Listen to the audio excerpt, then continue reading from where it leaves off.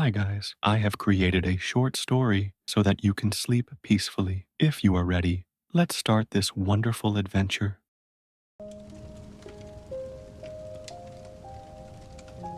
As dawn breaks, Luna's observations and first tremors, as the city awakens, as the indigo curtain over the ancient city began to part, with the first orange hues seeping from the east. The shadows of the colossal stone structures stretched far in the city, not yet fully roused from its deep slumber. Dewdrops clinging to the rooftops glittered like pearls with the first rays of the sun. Distant rooster crows were followed by the sounds of the city's earliest risers, their sleepy footsteps falling upon the earth. But Luna, on the cool flagstones of the stone temple at the city's center, cracked by time and the weight of countless civilizations, had already opened her eyes. Her fur was as white as marble, gleaming like moonlight, even in the twilight. Although not yet a year old, her emerald eyes shone with a deep understanding as profound as that of the most venerable elders of these ancient lands. It was as if her gaze held thousands of years of forgotten secrets. Luna was no ordinary cat. She was born to uphold the ancient rhythm of these realms, to hear the whispers of lost balances and set them right. Her task was not merely to hunt mice, but also to mend the small tears in the soul of this great city, to right the invisible wrongs. As she stretched in the early morning chill, her muscles extending like a supple bow, Luna's whiskers began to read the vibrations around her like a radar. A cat's whiskers are not just adornments. They are also an incredibly sensitive sensory tool. They can detect even the slightest changes in air currents, helping them navigate in the dark and determine if they can fit through narrow spaces. For Luna, these whiskers instantly picked up the faintest unease seeping through the stone walls, the sound of the first baker's quarrel from afar, or the tense energy of the merchants hastily setting up their stalls in the marketplace. This morning, the vibrations coming from the city's main market were more intense than usual, carrying a sharper anxiety. This signal was far deeper than the ordinary commotion created by a pack of mice. It was as if a string had snapped in the city's heart, a sharp tremor like the sudden breaking of an old lyre string. Luna slipped out of the temple and into the narrow streets of the ancient city, still sleepy, but rapidly coming to life. The sharp lines of the sandstone buildings softened in the dawn light, taking on a yellowish hue. The first aromas of bread, warm and inviting, mingled in the air, and the chirping voices of street vendors could be heard. Fresh fruits, the first harvest of the day, the most delicious in the land. As she passed by a bakery, she wrinkled her nose slightly at the smell of burnt bread coming from inside. The baker, an elderly man named Ilara, stood with his flour-dusted hands on his hips, gazing at a charred loaf with a deep sigh. The expression on his face was as if the gods had bestowed upon him the greatest calamity. Perhaps this would be the worst bread in the city, and how would he explain it to the priestess? Humans, Luna thought, shaking her head slightly. sometimes cannot even manage the simplest things, like a fresh warrior recruit trying to stand on his hind legs and losing his balance. The poor things, this scene stirred the small, wise sense of comedy within Luna. Right next to the baker, a drunkard named Kale, who had fallen asleep on wine barrels before dawn, was trying to hum a hymn, his voice mixed with sleep, creating a comical tone. As Luna passed him, she thought, at least some have found their own melody, wagging her tail slightly, with the air of a composer as she moved through the streets. Luna saw other people getting started with their day's work. On a corner, a young servant girl, drawing water from the fountain, had dropped her pitcher, and the water spread across the stone pavement. The pitcher lay in broken pieces, and tears welled up in the girl's eyes. The disappointment on the girl's face felt like a slight sting on Luna's whiskers. It was a small but real sense of loss, like the sudden disappearance of a favorite toy. A little further on, a merchant arranging his fresh vegetables lost his balance and cursed at an overturned basket. Dates and pomegranates had scattered onto the pebbles, their vibrant reds and purples spreading across the gray stones. The expression on the merchant's face was as if the gods had inflicted the greatest disaster upon him. Perhaps these pomegranates were meant for the temple, and now he would be punished.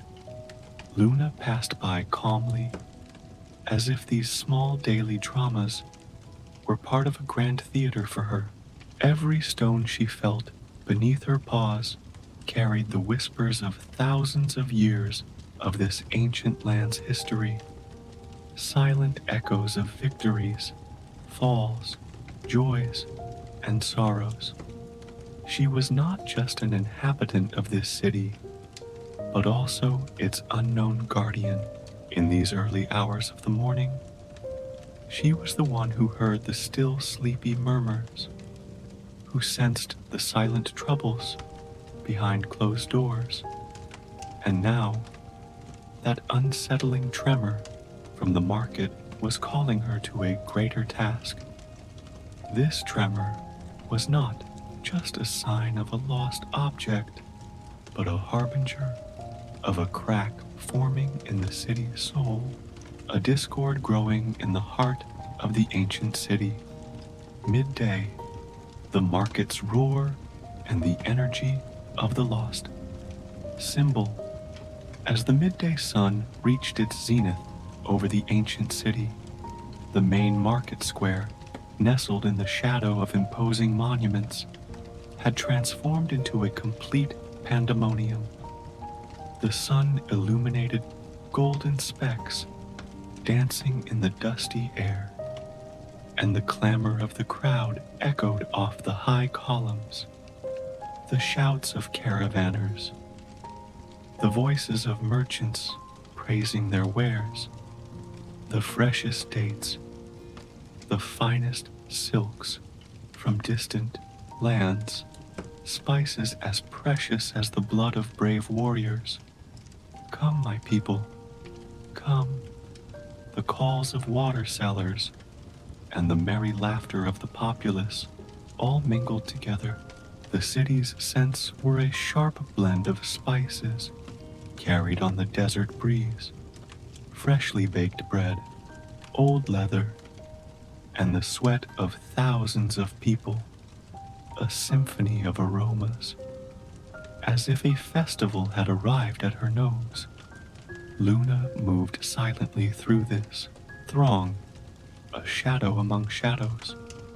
Her white fur made her almost invisible in the sunlight. She could easily disappear in a moment's distraction. like the secrets of these lands, a mere whisper.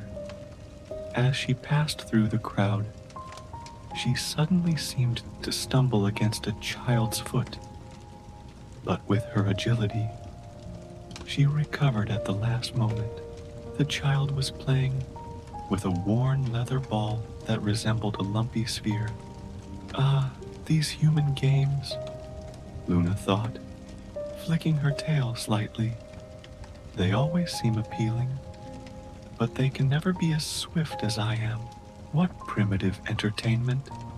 Each of a cat's ears has 32 muscles, allowing them to rotate their ears 180 degrees. This enables them to pinpoint the source of a sound with incredible accuracy.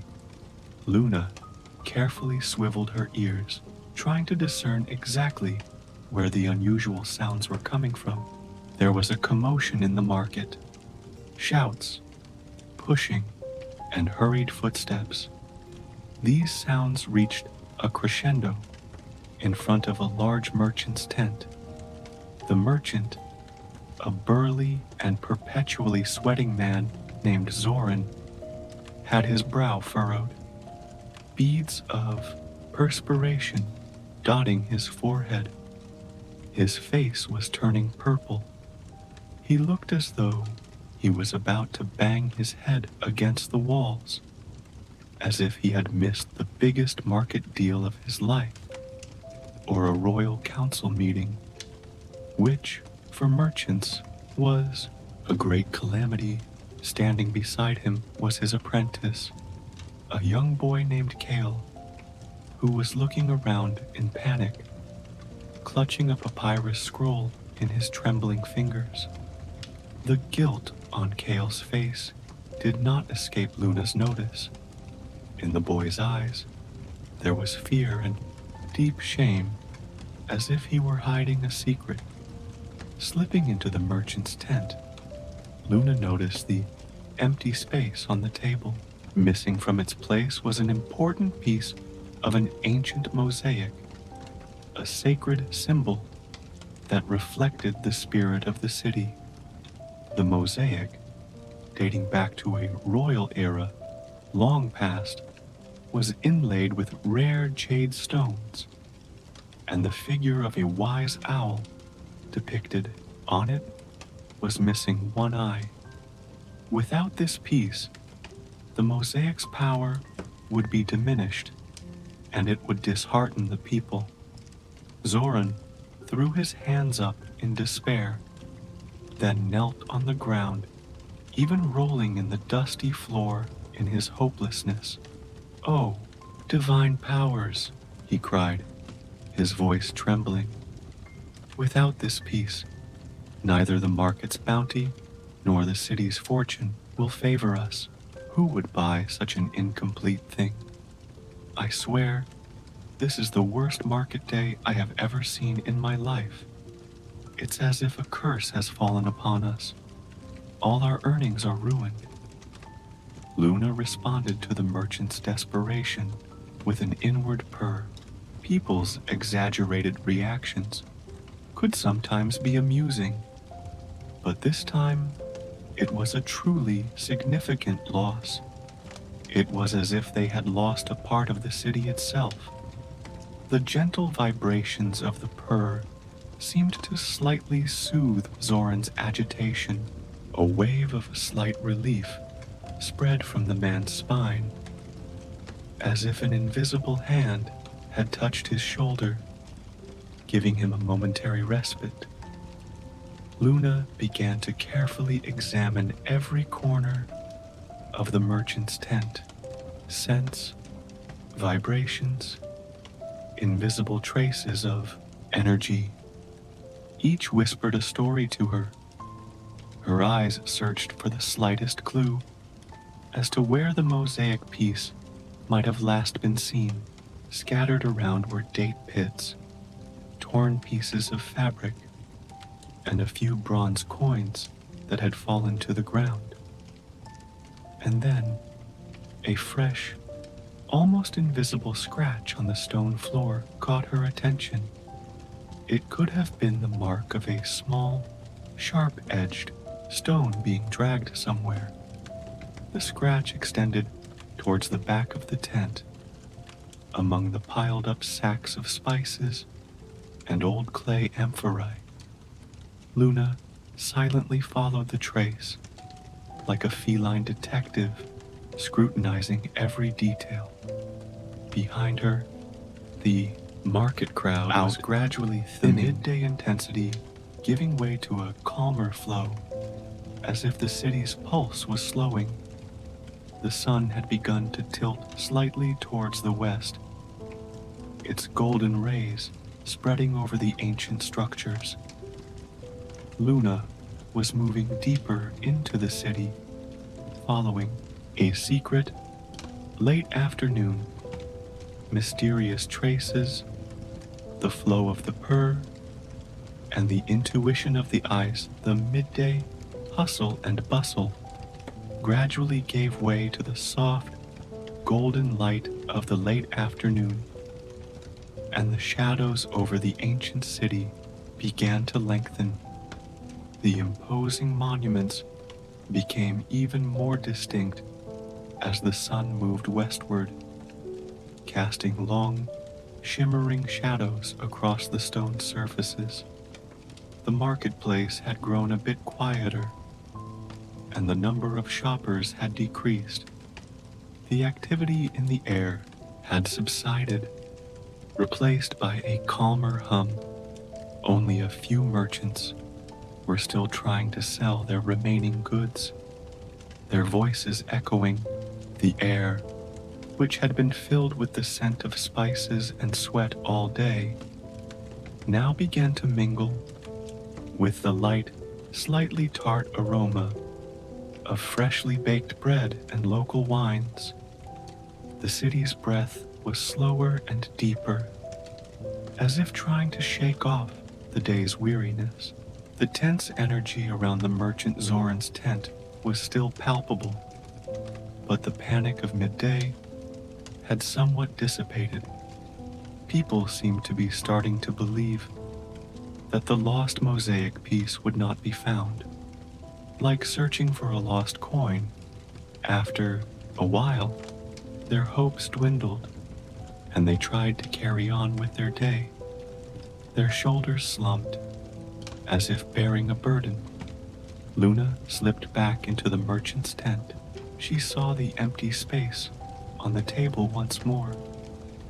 That important piece of the mosaic was truly gone. Humans, Luna thought, gazing around with her wise eyes, sometimes cannot see their most precious possessions, even when they are right in front of them, like searching for your favorite ball of yarn in a jar instead of the basket in the corner. What peculiar creatures! With this inner thought, she moved towards the dim and slightly damp corner at the back of the merchant's tent, where sacks of spices and old clay amphorae were piled up. The fresh, almost invisible scratch on the stone floor that she had noticed earlier extended exactly to this point. The scratch was the trace of a small, sharp-edged stone having been dragged somewhere. It was as if that small stone had traced its own path, whispering a secret like a silent invitation. Luna hid under the table and began her familiar, deep purr. While it is often thought that cats purr when they are happy, it is also one of their self-soothing mechanisms, and emits deep vibrations. Luna's purr was not just a sign of contentment. It was a hidden power that released healing vibrations, calmed the negative energies around her, and made the energetic traces of lost things more pronounced. The purr vibrated in the air inside the tent, spreading to the wooden legs of the table, to the fabric curtains. It slowly began to transform the tense energy of the merchant and the complex energy built up from the day's hustle and bustle. This calming melody seemed to slow even the dance of the dust motes filtering in through a tear in the tense awning. It was as if time itself slowed with Luna's purr, everything standing still for a moment, a dive into a dream, spreading a feeling of deep peace. With the effect of the purr, Luna felt the slight difference in the ground more clearly. It was as if something was hidden beneath the earth, but not deep down, quite close to the surface. Narrowing her eyes, she examined a small mound of dust on the floor. Just then, the sounds of a few children continuing to play in the market could be heard from outside. The children were playing around the statues of ancient gods, fighting imaginary monsters with wooden swords. One of them, a mischievous boy named Kale, ran past the merchant's tent. As Kale fought imaginary enemies with his wooden sword, he stumbled and, falling, flung a small, shiny object from his hand. The boy quickly got up and continued running, not even looking back at what he had dropped, as if a legion were after him, his commotion disappearing in the receding sounds. As the daylight slowly faded, the beams of light striking through the colossal monuments of the city lengthened, and the shadows grew. Cat's eyes have excellent vision, even in low light conditions, thanks to a special tissue called the tapetum lucidum. They use light more efficiently and can see 6 times better in the dark than humans. Luna, thanks to this ability, clearly saw even the details that other people would now struggle to make out. As Kale fell, he had thrown a small object from his hand towards an empty barrel in the corner of the merchant's tent.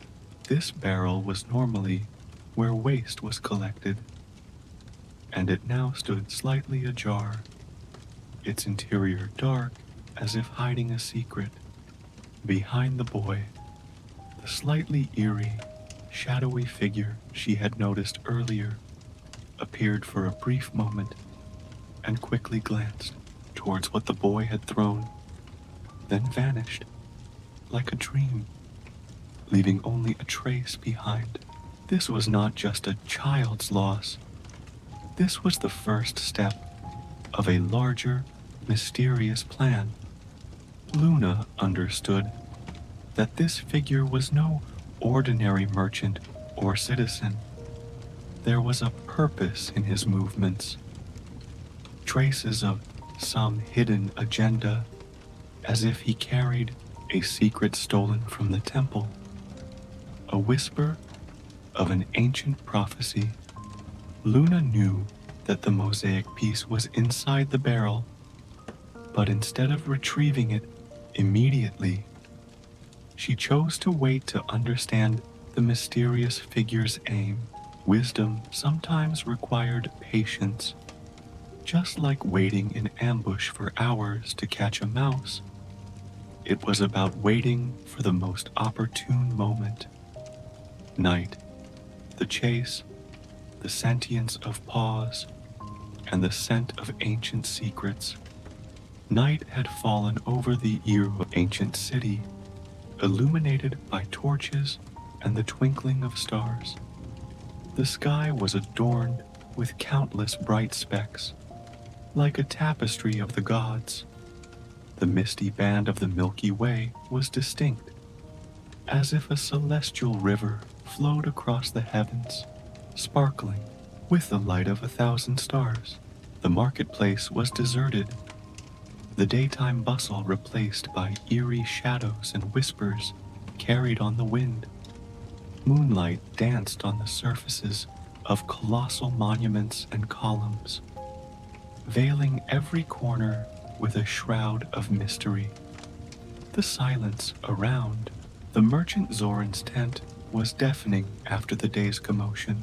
Only the distant howls of jackals, the footsteps of watchmen, and occasionally the mournful call of a desert owl could be heard, echoing and disappearing into the empty streets. Like a phantom, Luna, having left the mosaic piece inside the barrel, was now following the suspicious, shadowy figure, her gaze fixed on the barrel's mouth. Maintaining a safe distance, the city's narrow and winding back streets were like a labyrinth. Luna glided through the ruined arches of ancient theaters and the cold walls of abandoned bathhouses. A cat's skeletal structure is incredibly flexible. Their spine contains many more vertebrae than humans, and there are discs acting as cushions between the vertebrae, which gives them incredible flexibility and balance. Luna flowed through the narrow passages, over high walls and monuments, silently and invisibly, like a ghost. For a moment, she came face to face with a sleepy watchman on a narrow path. As the watchman lifted his torch and yawned, his shadow loomed massively on the wall. Luna, with almost invisible speed, leaped onto a wall and hid among the roof tiles. The watchman shook his head slightly, muttering, "Must be seeing things from lack of sleep," and continued on his way, his brow furrowed. Luna chuckled inwardly. Humans sometimes paid less attention to their surroundings than a cat did. Her aim was to find out where that mysterious figure was going and what the real purpose behind stealing the mosaic piece was. It was clear that it wasn't just a simple theft. There was a much bigger plan behind it.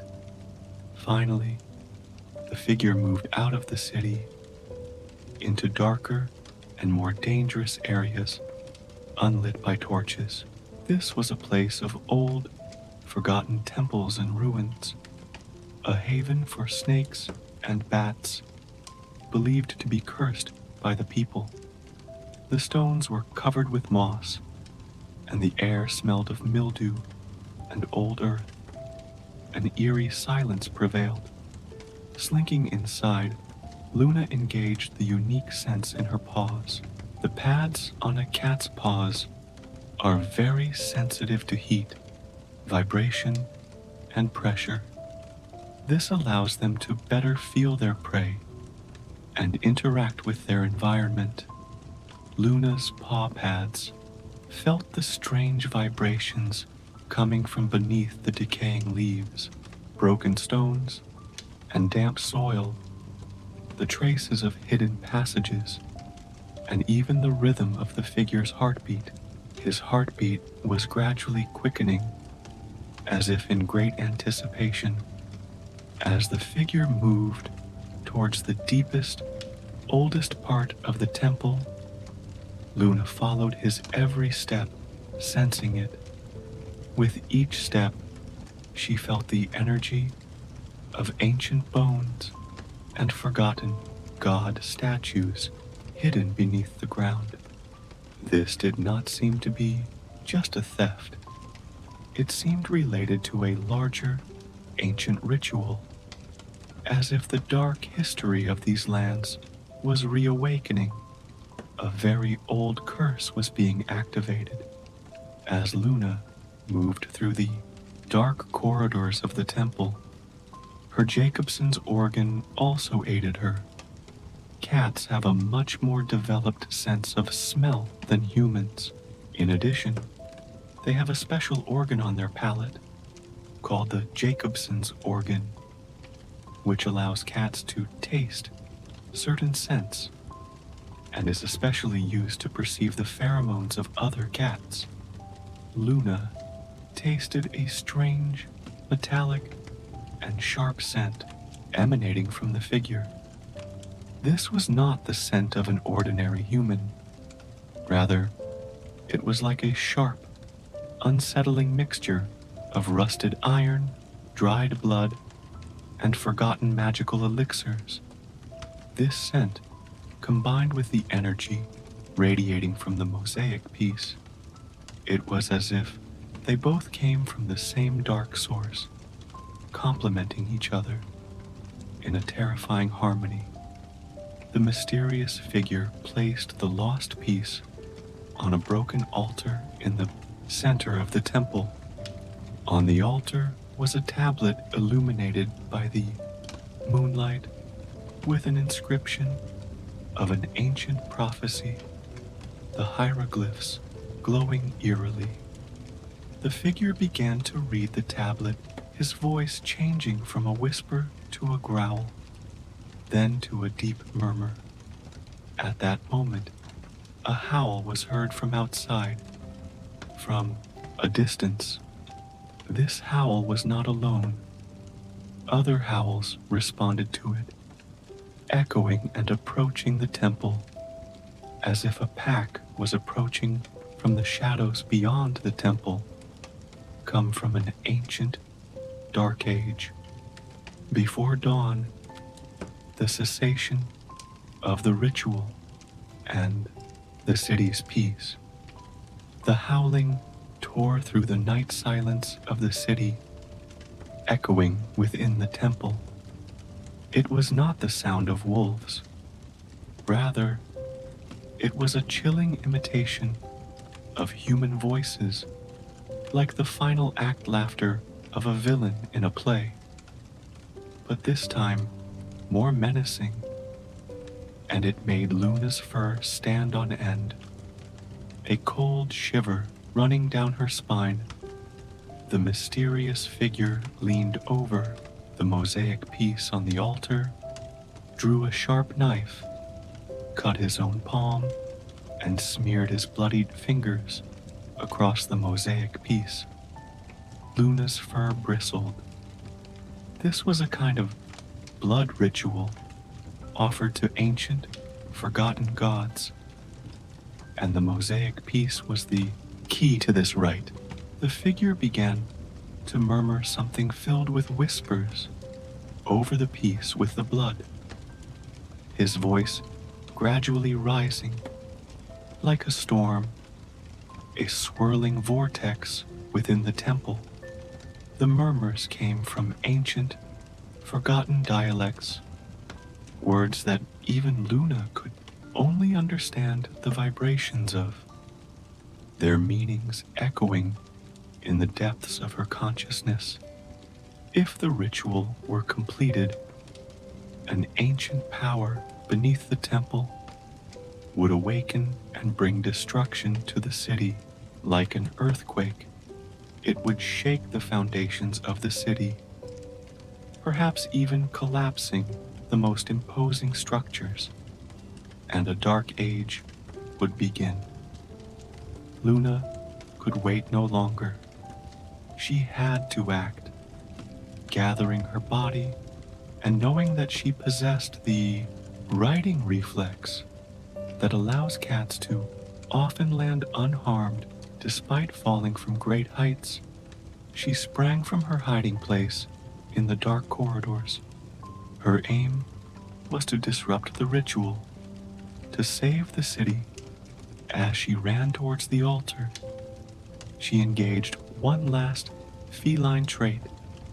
Cats not only meow, but can also hiss, purr, chirp, and growl. Each sound has a different meaning, and this is used in their communication with each other or in their interactions with humans. Luna emitted a deep and warning growl in an ancient cat language that no one had ever heard before. This growl shook the stones of the temple, disrupting the figure's murmur. and distracting him. The determined expression on the figure's face instantly turned to astonishment, his eyes widening as if he had seen a ghost. For a moment, the spell of the ritual was broken, the dark energy receding. The figure raised his head in astonishment, his eyes widening in disbelief when they found Luna, a cat, he whispered, his voice a mix of anger and bewilderment, unable to believe it. Luna, seizing the moment, leaped onto the altar with lightning speed and knocked the mosaic piece from the figure's hand with her paw. The piece fell to the stone floor with a clatter, the bloodstain on it smudged, the dark seal broken. The ritual was disrupted. The figure reached out in fury to strike the cat, his hand hanging in the air, frozen like a statue, helpless. But Luna had already vanished. She melted into the city's shadows, as mysteriously as she had appeared, leaving only the whisper of the wind behind. From behind the figure, a faint groan was heard from the depths of the temple, as if something trying to awaken had fallen back to sleep, like a disturbed giant retreating into an ancient dream. The howls outside gradually subsided, and the night fell silent once more. Outside, dawn was slowly breaking as the sky turned shades of mauve and pink. The ancient city was waking to a new day, unaware of the great danger it had been in. Birds began to chirp, and the streets started to come alive again. The baker, Ilara, would encounter fewer burnt loaves that morning. The merchant would arrange his dates more carefully. Luna, her task successfully completed, had once again ensured the peace of the city. As she passed by the merchant Zoran's tent, near where the mosaic piece had been, she felt the strange metallic scent had completely dissipated. It had been replaced by the scent of fresh bread and the morning aromas of the city. The strange tension over the city had now given way to a calm, serene breath. It was as if a deep sigh had been exhaled. Luna, tired but proud, curled up in the shade of her favorite old date palm near the temple. As the first warmth of the sun caressed her snow-white fur, she closed her eyes and fell into a deep sleep. Her peaceful purr was like a reflection of the city's newfound tranquility. The city's rhythm had returned, and this small hero, with a touch that changed everything, drifted off to sweet dreams, far from prying eyes, ready to awaken to new adventures.